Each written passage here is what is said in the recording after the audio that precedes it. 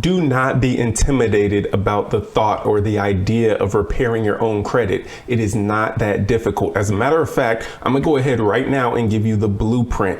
You reach out to the creditors or to the credit reporting agencies, also known as the credit bureaus, via a letter that you will mail in to them stating your grievance or what it is that you would like changed or updated. That's literally the whole process. Now, I know you're going to want a little bit more than that, and so I'm going to give you a little bit further details, but I just want to paint the picture that this is something that is very easy for you to do. It should not be a mystery in terms of what steps you have to take and everything that you have to do and the hoops you have to jump through in order to dispute items on your credit or get your credit repaired even. So just to start with, people have been able to successfully remove everything from their credit, from collections to charge-offs to late payments to inquiries to bankruptcies, mortgage payments, student loans. People have been able to successfully get anything you can think of removed from their credit, utilizing disputes and utilizing one other thing, consumer law. That's right. There are actually a lot of laws that are written that many people are unaware of, which provide protections to you as a consumer, which give you the right to be able to dispute and successfully remove items from your credit report. And some of that's wrapped up in laws that simply are written to protect your privacy and your private information, which cannot be reported even to a credit reporting agency without your written consent. So there are a lot of reasons and laws that lead to people being able to successfully have items removed from their credit report. But when it all comes down to it, what you need to know is that the process is easy and simple. So I'm gonna get first into it by describing the two different levels of reporting. And I'm gonna make this short and sweet to just give you the blueprint and the outline, just to let you know this is something that you can go and do right now. You can take the actionable steps that I'm giving you right now and go and start improving your credit. So first, the two different tiers of credit reporting agencies, we'll put it like that. So the first tier, you have what everyone knows as the three main credit bureaus, but in law, they're actually referred to as the credit reporting agencies or the consumer reporting agencies. TransUnion, Equifax, and Experian. Those are the three big ones that everyone knows about. Now, there are also what are called secondary credit reporting agencies. And these are ARS, CoreLogic, SageStream, Innovis, LexisNexis. I was like, I knew I forgot one there, but so these are secondary, and there's a lot more than that, but those are some of the more well-known. And when I say well-known, I mean amongst people that help others to repair their credit in the secondary credit reporting agencies. And so what typically happens when you dispute an item with TransUnion, Equifax, or Experian is that they will oftentimes turn to these secondary credit reporting agencies, the Innovis, SageStream, ARS, LexisNexis, CoreLogic, those ones that I just named. They will turn to them to verify your information. And the majority of the time, your information comes back as validated because a lot of times TransUnion, Equifax, and Experian are getting all of the information that they have on you from these secondary credit reporting agencies. But guess what? Those secondary credit reporting agencies operate under the same laws as the main three credit reporting agencies, meaning that if you want to freeze or suppress your credit information from being sent to anyone who's trying to pull your credit report or your credit information, you have the right and the authority to be able to do that. So just like you can go to TransUnion, Equifax, and Experian, and you can freeze your credit report so that no one can pull your credit report or open up a line of credit or even view the information that's with either of those three bureaus or three credit reporting agencies. You can do the same thing with all of the secondary reporting agencies. And this is a step that a lot of people don't do, but it's very important when it comes to you repairing your own credit, because what that does is it blocks the three main bureaus from being able to just turn to these secondary bureaus and validate whatever disputes you are making with them. So you block your report with ARS, with Innovis, with SageStream, CoreLogic. You block your reports with them. You freeze your reports with them. And then in about a couple weeks, you go and you file your dispute. Now you can dispute with the creditors or the credit bureaus, but if you're filing your dispute with the, let's say with the credit reporting agencies, TransUnion, Equifax, and Experian, now when they go to try to do that quick validation, like, hey, we got the information from you immediately, so we just turn back to those secondary bureaus and say, hey, they're disputing this, is it valid? Now they can't access the information because you've frozen your report with them. And now you should see that the percentage of chance that you have of being able to successfully win your dispute has now increased, because that easy, let me just turn to these secondary bureaus and get the information that I need, that option's not there for them anymore. So they have to dig a little bit deeper and do a little bit more work. And they may find out that all of the paperwork that needs to be there in order for items to be successfully reported on your credit report is not there. And that brings me to the next thing that I'm going to talk about, which is that in consumer law, first and foremost, no one can send out your personal information even to a credit reporting agency without your written consent, and you have to be allowed the opportunity to opt out of that reporting as well. So you've frozen your reports with the secondary bureaus. What's the next step? The next step is that you send off a written letter. Why written? Because you want a paper trail that is going to go to whoever you're sending it to that you're trying to dispute. So if you're disputing with the creditors, which I like disputing with the creditors, you can also dispute with the credit reporting agencies. Again, TransUnion, Equifax, Experian, you're going to hear those names a lot. You can dispute with them also as well. And you can dispute both at the same time.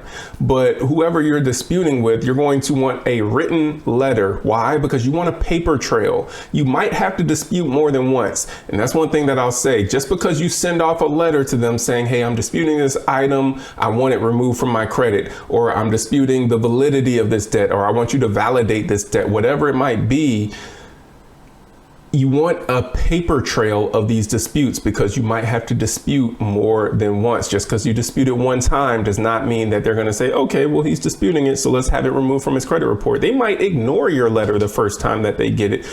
They might respond to you that everything's been validated. It is a process sometimes with cleaning up your credit. So you have a letter that you'll send, and then you might not get the response back that you're wanting. So you might have to send another letter, and then you might have to send a third letter.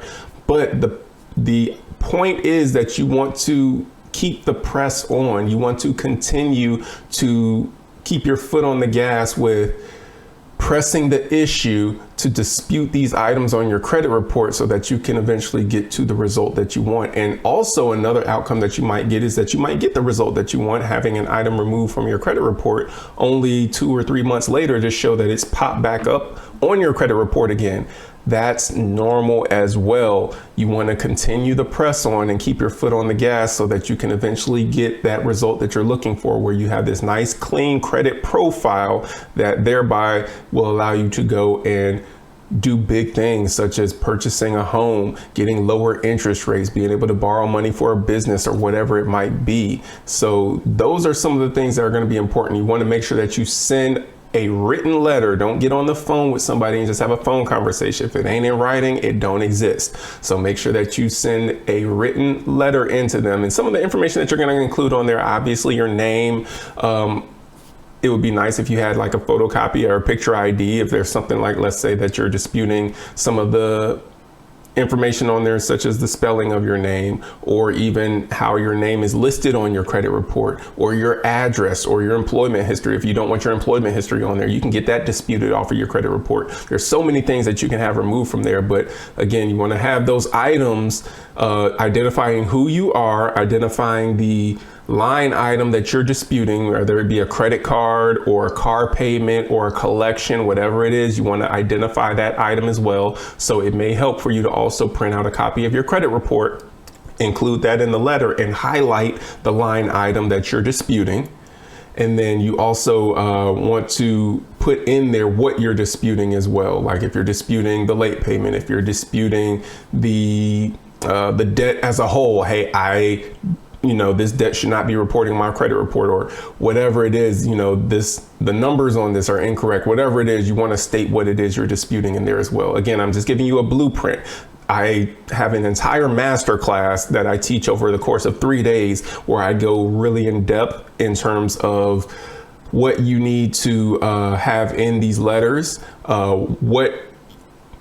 what you should expect when you are also disputing. And also I give you templates. I give you templates for all of the letters that you could possibly need to dispute whatever you're wanting to dispute off of your credit report. So if you're wanting to dispute late payments, if you're wanting to dispute charge-offs, if you're wanting to dispute collections, I have letters that you can use as templates, and you just have to plug your information in there and then you just mail it off. And if it comes back and you don't get the response you need, I've got a second round letter that you can use to send that second letter off. And then if that comes back and you don't get the response you need, there's a third round letter that you can just send.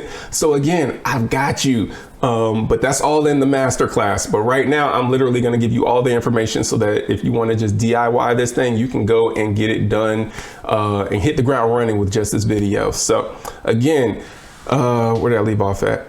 If you while you're disputing stuff, you want to have the paper trail. You want to put that stuff and include it in the letter as well. You want to make sure, again, name, identification, the trade line item you're disputing, why you're disputing it. In my letters, I also put consumer laws in there that help support your case as to why this particular item should not even be reporting on your credit report. And that helps to report it as well. But another thing that will also help your case is if you can get these letters before you send them, if you can have them notarized, and then you want to send it certified mail.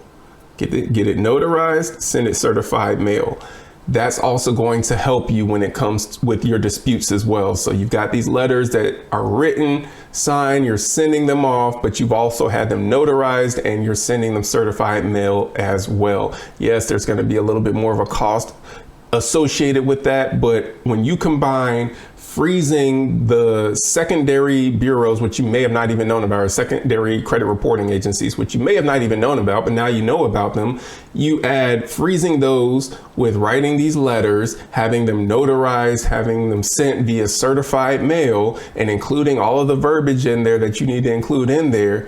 You are greatly increasing your chances of getting those things removed within your first or second attempt at disputing these items off of your credit. Because at the end of the day, this is something that could be potentially preventing you from being able to go and do things such as purchasing a home or buying a car. It could be costing you hundreds of dollars more, because when you go and buy that car or buy that home, maybe you're not getting the better interest rates and you're having to pay even more for the interest rate that you're getting because your credit is not as great. So I'm talking about things that could be potentially saving you hundreds or thousands of dollars. This is important stuff that you really want to take action on starting today. There's no reason why everyone out there should not have credit scores in the 700s. Everyone should have credit scores that are 700 plus, into the 800s even. Everyone should do that because it's so attainable for everyone. And all of these items that are listed on your credit report right now, a lot of those shouldn't even be there. There are items that are currently being reported on your credit report that shouldn't even be reported on your credit report right now. But because so many people don't know about that, they just think it is what it is. And I just got to wait the time until it finally falls off my credit report, or I have to negotiate with the creditor. Those aren't your only options. You can also dispute items and use consumer law to help your case and help you get your credit looking how it should look, 700, 800 credit scores. So again, that's what I have for you. Hope you took some notes, but if not, just rewatch this video and you'll go through all the points to make sure that you freeze your credit reports or the reporting of those credit reports with the secondary bureaus. And you want to do that before you even start reporting. And after you do that, a couple weeks after that, get started with those dispute letters, send those off to the creditors or send those off to the credit reporting agencies or the consumer reporting agencies. And make sure you have all that stuff in there. Make sure you get that letter notarized, get it sent certified mail. you will start seeing results, but you need to stay consistent with it. This might not be just a one letter and done thing. You might have to send multiple letters. But again, I do have a masterclass, 3 days, where I'm going in depth on everything that you need to do to improve your credit well above 700 and 800. And with that masterclass, I also give you all the templates that you need in order to successfully be able to dispute all of the items that you're wanting to dispute on your credit, whether it's the late payments or the collections. You might have a timeshare that has just been a nuisance. You can dispute that thing off your credit report as well. And I'm going to give you all the tools and the resources that are going to help you be able to accomplish that in this masterclass. I cannot guarantee you results, but I will tell you that the sooner you get started, the sooner you will start seeing results. I can't guarantee what those results will be or how long it's going to take you to get the results you're seeking, but the sooner you get started, the sooner you will start seeing those results. And I will tell you, there are so many people that have been able to successfully dispute anything you can think of off of their credit. There's no reason why you also can't get started on that journey now so that you can get into the home of your dreams later. So again, Frederick Middlebrook, check the description below because I'm gonna put some more information in terms of how you can reach out to me, how you can get signed up for the upcoming masterclass, because I'm hosting these every couple months. And so you can get signed up for the next credit masterclass, and I'll put all of that information in the description as well. So take care, be blessed, and continue to prosper when it comes to your credit and everything else in life.